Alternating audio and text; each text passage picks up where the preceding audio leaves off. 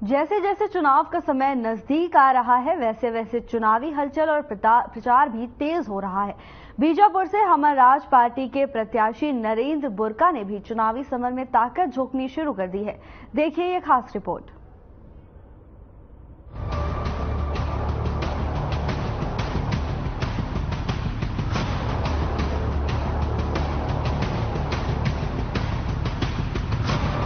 लोकसभा चुनाव का ऐलान होते ही राजनीतिक पार्टियों में हलचल मची है। वहीं पार्टियों के कार्यकर्ता पदाधिकारी अपने प्रत्याशी को जिताने के लिए मैदान में मोर्चा संभाले हुए हैं।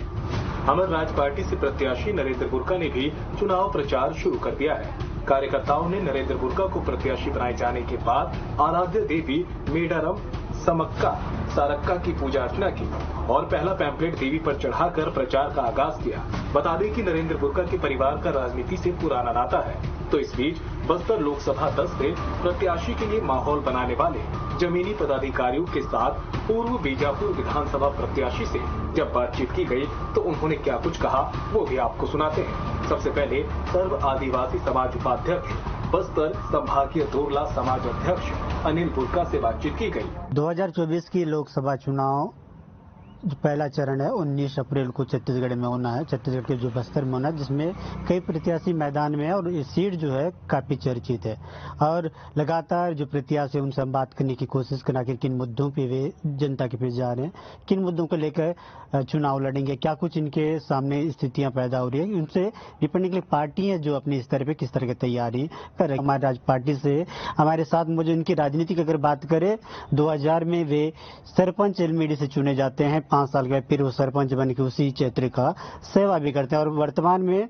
जनपद सदस्य भी जो क्षेत्र क्रमांक 2 से है 4 पंचायतों का प्रतिनिधित्व करते हैं। इनके अंतर्गत 11 गांव भी आते हैं। सीधे उनसे बात करने की कोशिश करेंगे किस तरह की चुनाव की तैयारी में कर रखे हैं, आखिर लोकसभा चुनाव लड़ने के पीछे आखिर क्या कुछ मनसा है। सबसे पहले तो आपका स्वागत है खबर में। जी, मेरा नाम अनिल बुर्का है। मैं ग्राम पंचायत हिलमड़ी का रहने वाला हूँ। अभी वर्तमान में बीजापुर हूँ। मैं 2000 में उस सरपंच रहा। उस सरपंच के बाद सरपंच निर्विरोध चुना गया। गांव का विकास के लिए बहुत अच्छे ढंग से मैंने काम किया। उसके बाद मेरा पूरा परिवार, मेरा खानदान पूरा कांग्रेस समर्पित रहे। हम लोग कांग्रेस में मेरे परिवार के लोग शहीद भी हुए हैं और निरंतर मैं कार्यकारिणी ब्लॉक अध्यक्ष रहते हुए उस समय स्वर्गीय नंद कुमार पटेल जी प्रदेश अध्यक्ष रहे। उनके नेतृत्व में मैंने काम किया। उसके बाद सरपंच रहते हुए 2010 में महिला सीट रही तो मेरी मिसेज को जनपद सदस्य में पैठ कराया। मेरी मिसेज भी चुनकर आई। उस समय कांग्रेस के 10 में से 7 प्रत्याशी कांग्रेस से जीत हुई है, 3 प्रत्याशी बीजेपी से थे। तो उस वक्त मेरी मिसेज का ब्लॉक अध्यक्ष बनना तय था, पर कुछ कांग्रेसी कार्यकर्ताओं ने बीजेपी से सांठगांठ कर बीजेपी को समर्थन देकर उन्होंने बीजेपी को अध्यक्ष बनाया। अध्यक्ष बनाने के बावजूद भी मैंने कांग्रेस पार्टी में निरंतर कार्य करता रहा। उसके बावजूद भी मैंने सर, जो बस्तर की स्थिति राजनीति से जिस तरह से पृष्ठभूमि में आपकी राजनीति में रही, आपने जैसे बताया कि राजनीति में पहले से आप रहे, जिस तरह की स्थितियां आपने पेश किया है, कहीं ना कहीं ये वजह जो कांग्रेस के आप रहे हैं, कांग्रेस के हमारे राज्य में आपने आया है। आखिर उस समय की राजनीति और वर्तमान की राजनीति आप किस तरह देखते हैं? उसके बाद मैंने अभी वर्तमान में 2019 में जनपद सदस्य का चुनाव लड़ने के लिए मैं कांग्रेस पार्टी में अपना नाम अप्लाई किया था। कहीं ना कहीं मुझे विधायक के द्वारा, माननीय विधायक के द्वारा और माननीय कांग्रेस ब्लॉक कांग्रेस कमेटी के अध्यक्ष के द्वारा मुझे मना किया गया। भाई क्षेत्रीय पार्टी है, क्षेत्रीय चुनाव है, पार्टी में सिंबल नहीं होता है, मेरा जनाधार है, मैं जीत जाऊंगा। पर उन्होंने मुझे बोला कि नहीं, आप बिल्कुल चुनाव नहीं लड़ोगे। फिर भी एक तरफ कांग्रेस, एक तरफ मैं अकेला, पूरी पार्टी कांग्रेस की एक तरफ मैं अकेला। फिर भी मैंने चुनाव जीता। जीतने के बाद उस समय भी मुझे वरिष्ठ है, सब नए लोग हैं, इनको अध्यक्ष बना दिया जाएगा, इस टाइप का आश्वासन दिया गया था। लेकिन कहीं ना कहीं मेरे को पार्टी से उपेक्षित मिला। फिर भी मैंने पार्टी के लिए काम निरंतर करता ही रहा। लेकिन जो क्षेत्र की समस्या को देखते हुए आज जो विकास होना था, वो कांग्रेस पार्टी हो चाहे बीजेपी हो, आज हमारे क्षेत्र में जितने भी जो हमारे आदिवासी है, हरिजन है और भी वर्ग के लोग हैं, जो जिनको पंचायत का बेनिफिट मिलना चाहिए, वो बेनिफिट उनको नहीं मिल पाता था। आज भी पलायन करके लोग आंध्र प्रदेश तेलंगाना जाते हैं। ऐसे कई मुद्दे हैं अपने क्षेत्र में विकास को लेकर। आज भी उसूर ब्लॉक में देखिए बहुत से विकास नहीं हो पा रहे हैं। कहीं ना कहीं कागजों में ये सब चीज होने को दिखता है। अभी वर्तमान में माननीय मुख्यमंत्री कांग्रेस के भूपेश बघेल जी आए थे, घोषणा किए थे बीजापुर में श्यामलडोडी में एक तालाब बनी है। वो तालाब करोड़ों का स्वीकृति था, पर लेकिन आज वो 20 लाख के भी नीचे के बराबर तालाब है। आज बहुत से प्रेस वाले भी देखे, अधिकारी भी देखे, आज भी वो तालाब जैसा का वैसी है। और जब आवापल्ली आए थे तब भी उन्होंने घोषणा किया था आवापल्ली का तालाब का सौंदर्यीकरण और एक अपना रेस्ट हाउस तो बन गया, लेकिन आज भी आप जाके देखिए आवापल्ली के तालाब सौंदर्यीकरण किस टाइप का होना चाहिए, आज भी बिल्कुल वो तालाब के स्थिति में नहीं दिख रहा है। यही सब चीजों को देखते हुए आज हम लोगों ने राजनीति में जिस तरीके से आपका अनुभव भी रहा है, आपने जैसा बताया कि सिर्फ पार्टियां चाहे कोई भी रहे, हर पार्टी में आदिवासी के लोग रहते हैं और आप सर्ववादी समाज के उपाध्यक्ष भी है, दोरला समाज के संभागीय अध्यक्ष, और आपने सरपंच की चुनाव लड़ा है और जनपद सदस्य की चुनाव लड़ा है, लेकिन छोटी से क्षेत्र में। अब आप लोकसभा के चुनाव लड़ रहे हैं।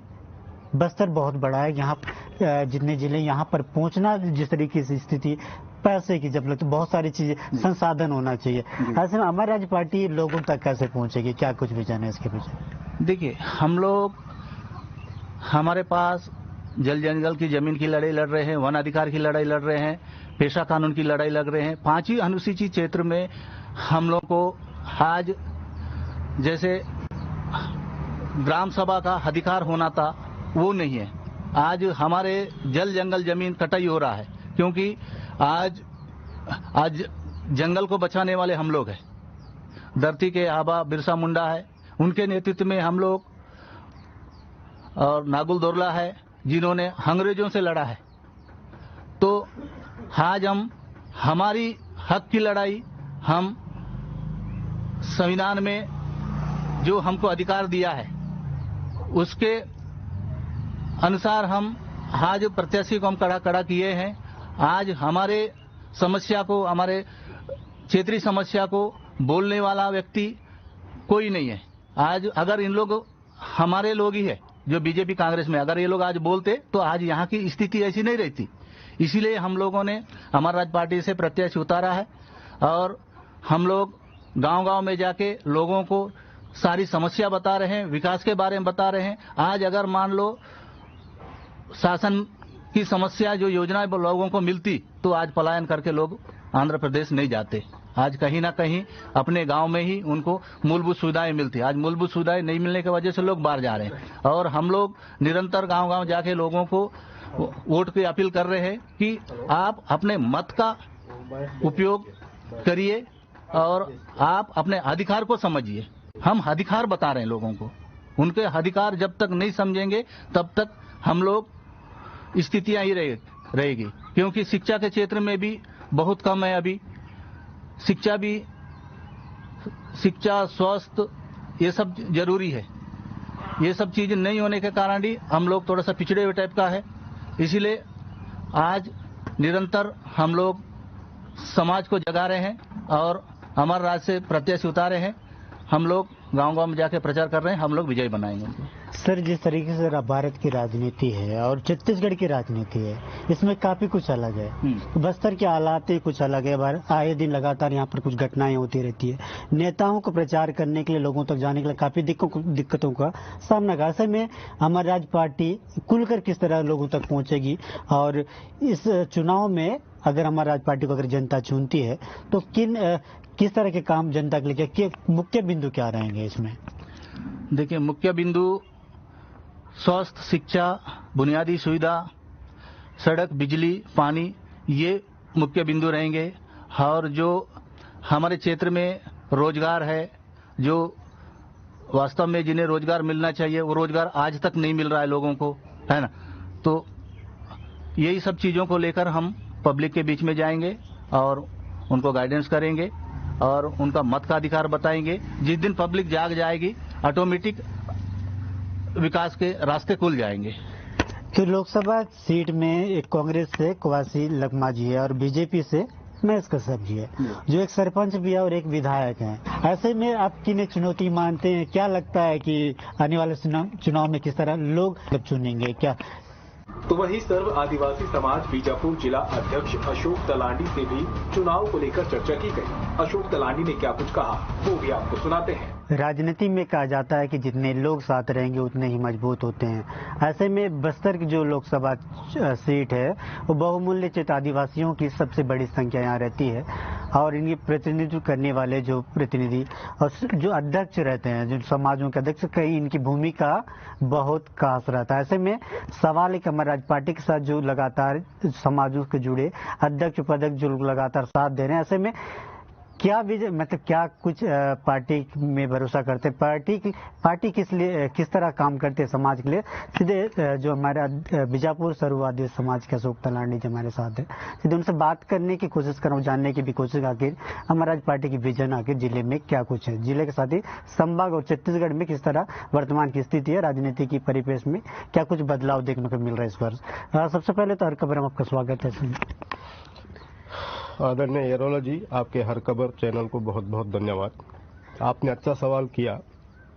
देखिए, हम लोग निरंतर आज़ादी के समय से आज पर्यंत तक हमारे यहाँ के एसटी, एससी, ओबीसी, माइनॉरिटी सभी को लेकर हम लोग यहाँ हक अधिकारों के लिए संघर्ष कर रहे हैं। जैसे कि हमारे स्वर्गीय सोहन पुटाई जी हमारे स्वप्न दृष्टा रहे, उसके बाद हमारे एक IAS महासचिव थे सर्व आदिवासी समाज के NS मंडावी साहब, और वर्तमान में हमारे पूर्व केंद्रीय मंत्री और प्रदेश सर्व आदिवासी समाज के प्रदेश अध्यक्ष और हमारे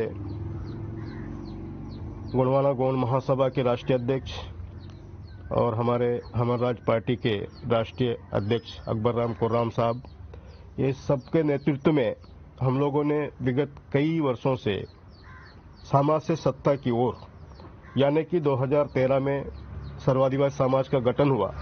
गठन होने के उपरांत हम लोगों ने यहाँ के समस्त समाजों के मूलभूत आवश्यकताओं से लेके हक अधिकारियों की लड़ाई हम लोग लड़ रहे हैं। इसका मतलब ये नहीं है कि हम लोग सर्व आदिवासी समाज का नेतृत्व कर रहे हैं तो केवल आदिवासी समाज का ही वो नहीं कर रहे हैं, क्योंकि यहाँ पर जो 5 अनुसूचित क्षेत्र में आदिवासी बहुल क्षेत्र में बहुत सारे समाजों के लोग एक समन्वय स्थापित करके दादाबाई के रूप में हम लोग जीना खाना हर किसी के हक अधिकार होना चाहिए करके हम लोगों ने संघर्ष कर रहे हैं। बावजूद हम लोगों को एक्चुअल में दोनों राष्ट्रीय पार्टियां, चाहे भारतीय कांग्रेस की पार्टी है या भारतीय जनता पार्टी, इन्होंने हम लोगों को ठगा महसूस किया। जैसे कि हम लोग क्या मांग रहे हैं, भारतीय संविधान के तहत हम लोग निरंतर वर्ष 2013 से जब राज्य गठन हुआ, समाज का जो सर्वादिवासी समाज का जो गठन हुआ, गठन होने के बाद जनसंख्या के अनुपात में हमको आरक्षण देने के लिए कहा।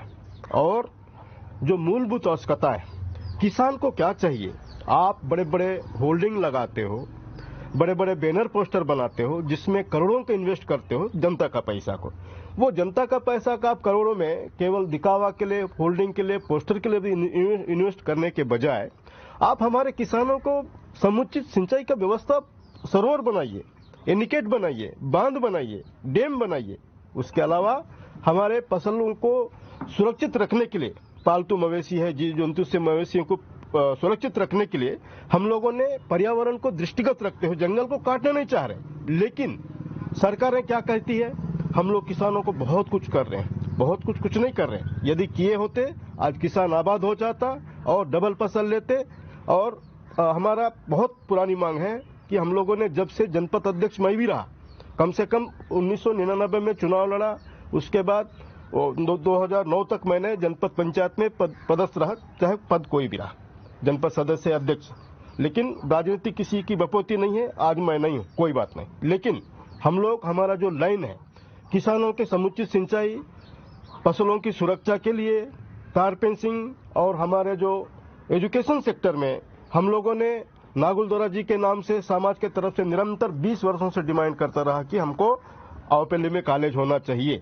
और हम लोगों ने कुटरू में भी हम लोग निरंतर डिमांड करता रहा, वहां भी कॉलेज होना चाहिए। अभी हमारा तीसरा मांग है कि हमारे लोगों को शिक्षित करके योग्य बनाने के उद्देश्य से हम लोगों ने समाज से सत्ता कोर के नाम से हमारा राज पार्टी बनाया है, जिसमें बहुत सारे अधिकांश आईएएस, आईपीएस, आईएफएस हमारे पुराने से पुराने कांग्रेसी के नेता लोग या बीजेपी के नेता लोग इसमें नेतृत्व कर रहे हैं।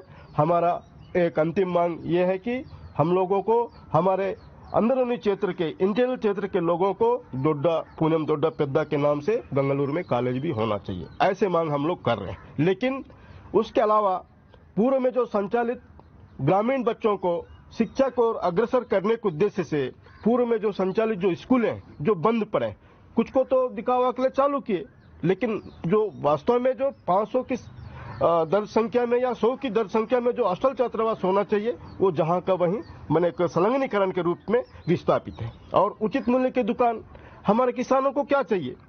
शासन द्वारा जनता का पैसा से जो उनको प्रति परिवार के साथ परिवार के जनसंख्या के अनुपात में जो हमारे छत्तीसगढ़ में फिलहाल के लिए बस इतना ही। जल्द हाजिर होंगे नई अपडेट्स के साथ। नमस्कार।